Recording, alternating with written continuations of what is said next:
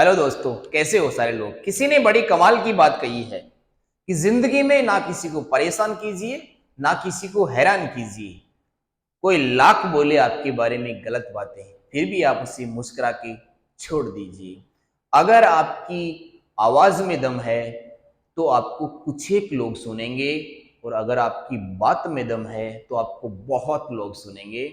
आज अपन इस वीडियो में डिस्कस करने वाले हैं नीट काउंसलिंग 2023 का क्या क्या सीन होने वाला है, उसकी बात करेंगे। ऐसी बात करेंगे क्या कॉमन काउंसलिंग इस बार होगी कि नहीं होगी, इसकी भी बात करेंगे। और ये भी बात करेंगे कि अगर कॉमन काउंसलिंग हो रही है तो वो इसी साल से हो रही है कि अगले साल से होगी, इसकी भी बात यहाँ पे की गई है।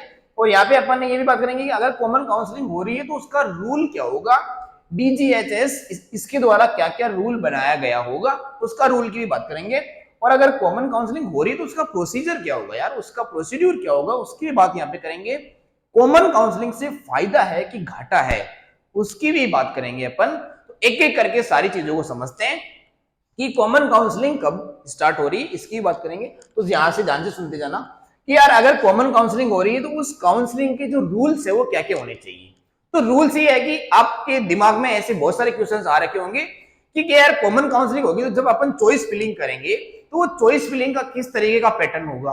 क्या मैं एक बार चॉइस फिलिंग करने के बाद में मुझे स्टेट के लिए दोबारा से चॉइस फिलिंग करनी पड़ेगी? ऐसा नहीं होगा। मैं आपको एक एग्जांपल देके समझा रहा हूं। एग्जांपल ये है कि आप मान लेता हूं ऑल इंडिया काउंसलिंग कर रहे हो। आप क्या कर रहे हो, आप कर रहे हो all India counselling. All India कोटे से आप काउंसलिंग कर रहे हो, ऑल इंडिया कोटे से आप क्या भर रहे हो, कॉलेज भर रहे हो, और आप बिलोंग करते हो राजस्थान स्टेट से। समझने के लिए कि आप ऑल इंडिया काउंसलिंग कर रहे हो और आप राजस्थान स्टेट से बिलोंग करते हो। तो राजस्थान स्टेट से अगर आप बिलोंग करते हो तो यार आप 15% कोटा पे, आपको 15% कोटा पे एआई की काउंसलिंग मिलेगी और आपको 85% कोटा पे स्टेट काउंसलिंग मिलेगी। क्या रूल सारे पहले जैसे रहेंगे? क्या 85% सीट वाला रूल और 15% वाला सीट वाला रूल सेम रहेगा? हाँ, बिल्कुल सेम रहेगा। काउंसलिंग कराने वाली बॉडी एक होगी। अभी तक जहां तक अपन को इंफॉर्मेशन मिली है वहां तक एमसीसी ये काउंसलिंग कंडक्ट कराने जा रहा है। और अगर कोई दूसरी बॉडी बनाएगी तो अपन उसके बारे में भी अगले आने वाले वीडियो में जान लेंगे। अभी तक जहां तक इंफॉर्मेशन है वो है एमसीसी काउंसलिंग कराएगा अगर कॉमन काउंसलिंग होती है तो। ठीक है, यहाँ पे अपन ने 50% और 85% वाला कंफ्यूजन क्लियर कर लिया। उसके बाद में ये बोले कि राजस्थान का जो बच्चा है वो किस तरीके से चॉइस फिलिंग करेगा। मैं बोलता हूँ वो चॉइस फिलिंग किस तरीके से करेगा। उसको मान लेता हूँ राजस्थान का बच्चा SK Government Medical College Sikar भर रहा है। SK Government Medical College Sikar उसने फिल किया, तो वो जब एसके गवर्नमेंट कॉलेज के सामने जाएगा तो उसको यहाँ पे दो कॉलम मिलेगी। एक एसके गवर्नमेंट कॉलेज सीकर मिलेगा, फिर से क्या मिलेगा, एसके गवर्नमेंट कॉलेज सीकर मिलेगा। ये नाम दो बार मिलेगा उसको। एक के सामने लिखा होगा AIQ ऑल इंडिया काउंसलिंग से, एक के सामने लिखा होगा स्टेट काउंसलिंग से।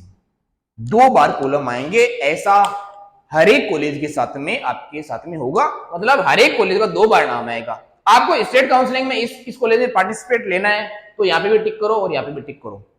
अगर मान लेता हूं दूसरे मेडिकल कॉलेज की बात, जैसे मैं एसपी मेडिकल कॉलेज बीकानेर की बात कर लेता हूं, कोई भी मेडिकल कॉलेज जिसमें आपको ऑल इंडिया काउंसलिंग से जाना है, स्टेट काउंसलिंग से नहीं जाना है, तो आप ऑल इंडिया काउंसलिंग पर टिक करो और स्टेट काउंसलिंग से टिक मत करो।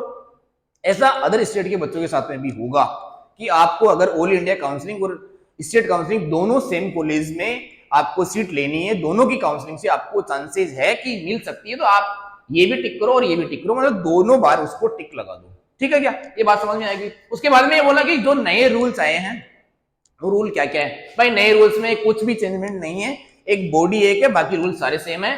काउंसलिंग का जो पोर्टल है वो सिंगल हो जाएगा, तो आपको ज्यादा इधर उधर भटकना नहीं पड़ेगा।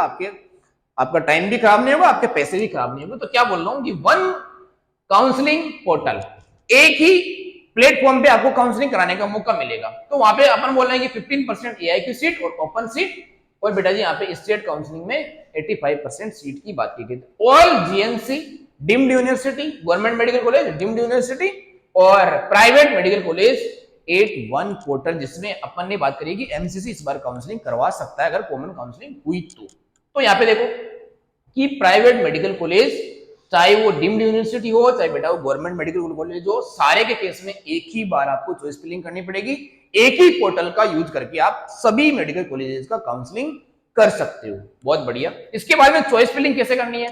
चॉइस फिलिंग क्या, हम चॉइस फिलिंग पहले करेंगे फिर वापस करनी पड़ेगी सेकंड राउंड में, फिर थर्ड राउंड में वापस करनी पड़ेगी, ऐसा नहीं, एक बार आपको चॉइस फिलिंग करने का मौका दिया जाएगा। इसलिए आपको बेस्ट प्रेफरेंस लिस्ट पहले ही बना के रख लेनी है, अदरवाइज प्रॉब्लम ज्यादा हो जाएगी। तो प्रेफरेंस लिस्ट आपके पास में पहले से तैयार होनी चाहिए, उसके लिए मैंने वीडियो पहले बना दिया, तो आप उस वीडियो को ध्यान से देखोगे तो आपको पता चल जाएगा कि बेस्ट प्रेफरेंस लिस्ट कैसे बनाते हैं। तो यहाँ पे चॉइस फिलिंग एक ही बार करनी है, और at that time first round जब स्टार्ट होगा उसके लिए चॉइस फिलिंग आपसे वो मांगेगा, तो आपको फर्स्ट राउंड में ही चॉइस फिलिंग करनी है, उसके बाद में आप चेंज नहीं कर सकते हो, उसके बाद में सिर्फ और सिर्फ आप अपग्रेडेशन कर सकते हो। अगर आपकी चॉइस फिलिंग गलत की गई है तो आप अपग्रेडेशन भी नहीं कर पाओगे, इसके लिए वो वीडियो आप जरूर देखिएगा। रिपोर्टिंग सिस्टम क्या होगा? रिपोर्टिंग सिस्टम में ये है कि आपको अगर फर्स्ट राउंड में कॉलेज मिल रहा है, मान लेता हूं यही मेडिकल कॉलेज आपको फर्स्ट राउंड में मिल गया, फर्स्ट राउंड में मिल गया, तो आपके घर से कॉलेज दूर है, तो क्या करोगे? तो आप फर्स्ट राउंड और सेकंड राउंड में वर्चुअल रिपोर्टिंग करोगे। वर्चुअल मतलब ऑनलाइन ही आप वहां पे डॉक्यूमेंट सबमिट कर दोगे, ऑनलाइन ही आप वहां पे फीस डिपॉजिट कर दोगे, ठीक है। उसके बाद में आप अगर मॉपअप राउंड तक पहुंच रहे हो, क्योंकि आपको फर्स्ट राउंड सेकंड राउंड में कॉलेज नहीं मिल रही, मॉपअप राउंड तक पहुंच रहे हो, तो आपको क्या करना पड़ेगा?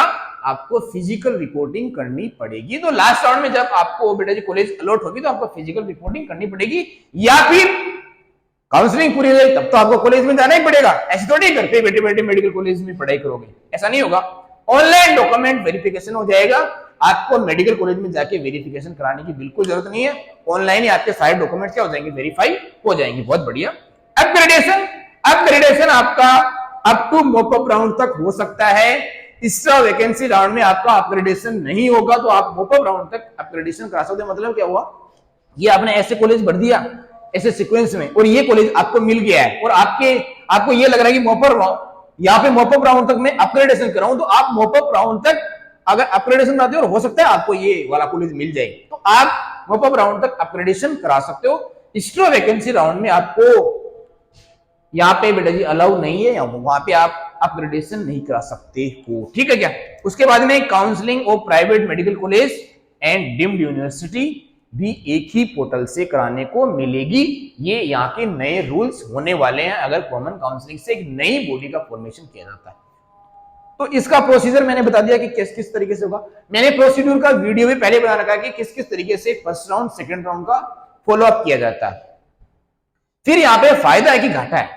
देखो, सबसे पहले अपन घाटे की बात कर लेते हैं। घाटे की बात यह है कि पहले क्या होता था, पहले जो फर्स्ट राउंड सेकंड राउंड में क्या होता था, और ऑल इंडिया काउंसलिंग और स्टेट काउंसलिंग में क्या होता है कि एक बच्चा ऑल इंडिया काउंसलिंग में सीट रोक के बैठ गया, फिर वो स्टेट काउंसलिंग में सीट रोक के बैठ गया। ऐसे केस में क्या होता था, जो पुराने बच्चे थे जो लास्ट राउंड तक का वेट कर रहे थे, उस केस में कई बार कम नंबर वाले बच्चों को mop up round extra vacancy round में कॉलेज मिल जाती थी, तो वो उन बच्चों को घाटा हो जाएगा। उन बच्चों के लिए अब की बार सीट नहीं है, क्योंकि फर्स्ट और सेकंड राउंड में लगभग सारी सीट ब्लॉक हो जाएगी। ऐसे केस में क्योंकि किसी भी स्टूडेंट के पास में ये चांस नहीं रहेगा कि मैं अब दूसरे मेडिकल कॉलेज में जाऊं, क्योंकि उसको पहली बार जब चॉइस फिलिंग में पहली बार मेडिकल कॉलेज मिल गया है, तो वहीं पे आपको लॉक करना पड़ेगा, वहां पे आपको डॉक्यूमेंट वेरिफिकेशन करवाना ही पड़ेगा, चाहे वो ऑनलाइन हो चाहे बेटा जी वो ऑफलाइन हो। इसके बाद में फायदा क्या है? फायदा ये है कि आपको ज्यादा भटकना नहीं पड़ेगा, ज्यादा टाइम नहीं लगेगा, ज्यादा पैसे भी खर्च नहीं होंगे, और आपको ऐसे भागा दौड़ नहीं होगी कि पहले बार आपने फर्स्ट राउंड में कॉलेज लिया, उसके बाद में डॉक्यूमेंट वेरिफिकेशन करा रहे हो, फिर वहां से अपग्रेडेशन निकाल के वहां से डॉक्यूमेंट ले रहे हो, दूसरे कॉलेज में, फिर तीसरी कॉलेज में जा रहे हो। ऐसी भागम भाग अब की बार नहीं होगी। तो ये आपका फायदा है, आपके पैसे भी बचेंगे और आपका टाइम भी बचेगा और आपका दिमाग भी खराब नहीं होगा। ये इस कॉमन काउंसलिंग के फायदे हैं। उसके बाद में यहाँ पे लास्ट में मैं पूरा कंक्लूजन बता देता हूँ कि सिंगल प्लेटफॉर्म मिलेगा आपको, और यहाँ पे मॉपअप राउंड तक आपको बेटा जी यहाँ पे अपग्रेडेशन का चांस मिल रहा है, और वहां पे आपको वर्चुअल रिपोर्टिंग करने का मौका मिल रहा है, मतलब आपको ऑफलाइन जाना नहीं पड़ेगा, ऑनलाइन डॉक्यूमेंट वेरिफिकेशन हो जाएगा। उसके बाद में फोकस एट वन प्लेटफॉर्म, एक प्लेटफॉर्म पे आपको फोकस करना पड़ेगा, जिससे आपकी काउंसलिंग बहुत अच्छे से होगी, और अच्छे से काउंसलिंग करोगे ना आप, तब भी आपको आपके अच्छे नंबर के अकॉर्डिंग अच्छा मेडिकल कॉलेज मिलेगा। ये सारी बातें आपने ध्यान से सुनी होगी, आपको समझ में आया होगा कि मुझे काउंसलिंग किस तरीके से करानी है, और मुझे चॉइस फिलिंग अगर कॉमन काउंसलिंग होता है तो किस तरीके से मेरे को चॉइस फिलिंग कर देना है। ठीक है, okay, thank you, all the best.